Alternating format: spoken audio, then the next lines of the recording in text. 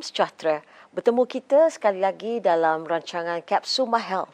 Malaysia adalah di antara negara yang mempunyai perkhidmatan kesihatan yang terbaik dan mampu dinikmati oleh semua lapisan rakyat. Namun dengan perubahan tamadun manusia sejajar dengan pembangunan kemajuan sains dan teknologi, adakah ia telah meletakkan sistem kesihatan negara dalam pelbagai cabaran semasa? Untuk itu, bersama-sama saya pada hari ini adalah Yang Berhormat Menteri Kesihatan, Dr. Zaliha Mustafa yang akan mengupas mengenai isu ini. Yang Berhormat, apa khabar? Baik, Alhamdulillah. Terima kasih, Arfa. Okey, YB, kita mulakan sesi kita hari ini dengan saya melontarkan satu soalan. Ya. Apakah cabaran yang dihadapi oleh sistem kesihatan negara kita, YB? Kita lihat beberapa cabaran yang kita dah kenal pasti, ya, adalah di antaranya berlakunya peningkatan beban penyakit tidak berjangkit, ya, seperti diabetes mellitus, hypertension, kolesterol, hyperkolesterolemia. Dan perkara-perkara ini adalah yang kita yang kita nampaklah selepas berlakunya ataupun selepas pandemik COVID-19 berlaku peningkatan dari sudut kes-kes yang berkait dengan NCDs ini.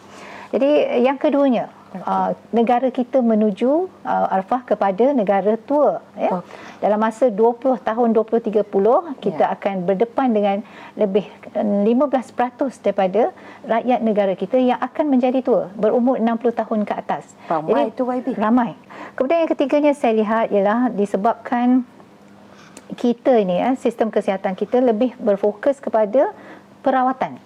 Tetapi tidak melihat dari sudut promosi kesihatan. Ini adalah satu juga perkara yang kita kena lihat dan kita kena timbal balik, bahawa kita kena lihat kembali untuk mengembalikan kesihatan rakyat itu dengan melihat kepada promosi kesihatan lah, ya. Jadi itu perkara yang ketiga.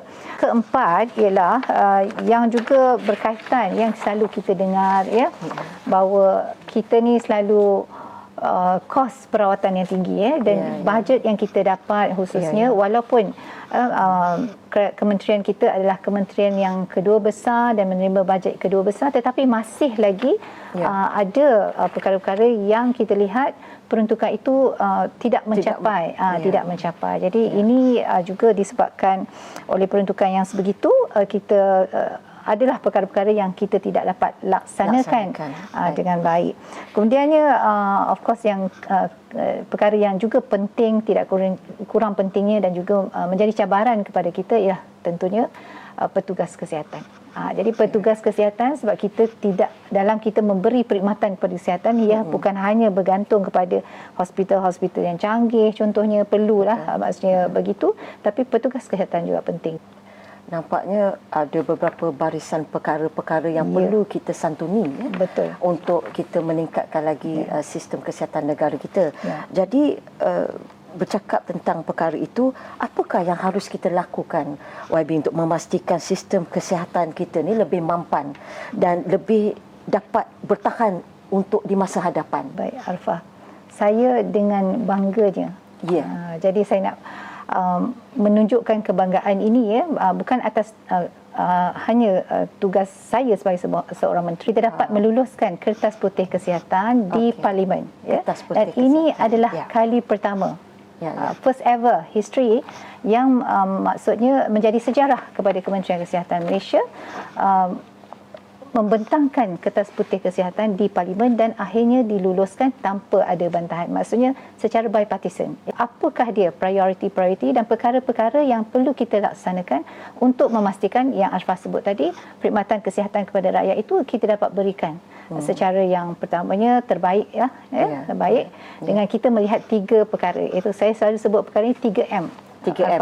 Apa dia 3M? Yang pertamanya, dia adalah satu sistem yang mudah dicapai. Mudah dicapai oleh rakyat. M kedua, dia adalah murah. Murah ialah affordability. Jadi dan yang ketiga mampan. Jadi kita nak supaya sistem kesihatan kita itu dapat berdepan dengan segala permasalahan yang mungkin bukan saja hari ini, bahkan juga permasalahan masa depan. Jadi itu adalah 3M yang saya selalu kedepankan dalam apa yang kita nak bawa dalam kertas putih kesihatan. Kalau boleh kita cakap di sini, kertas putih kesihatan ni adalah satu mekanisme pelan reformasi kesihatan. Betul. Ya, YB. Betul. Ya. Sudahlah dia mudah, dia murah dan mampan pula. Ya. InsyaAllah. InsyaAllah. 15 tahun bukan satu tempoh perancangan yang singkat, ya YB. Kenapa 15 tahun? Ya. Dia bukan perkara yang kita petik-petik orang kata. Ya, betul. Tapi 15 tahun ini adalah satu kajian yang telah dibuat dan kita lihat di beberapa negara juga. Contohnya seperti Jepun. Untuk dia mencapai sistem perkhidmatan kesihatan yang kita sebutkan tadi yang terbaik untuk rakyat itu, dia memerlukan masa sehingga 10 tahun, 12 tahun dan sebagainya. Panjang lebar dah YB bercerita tentang pelan reformasi kesihatan melalui kertas putih kesihatan ni.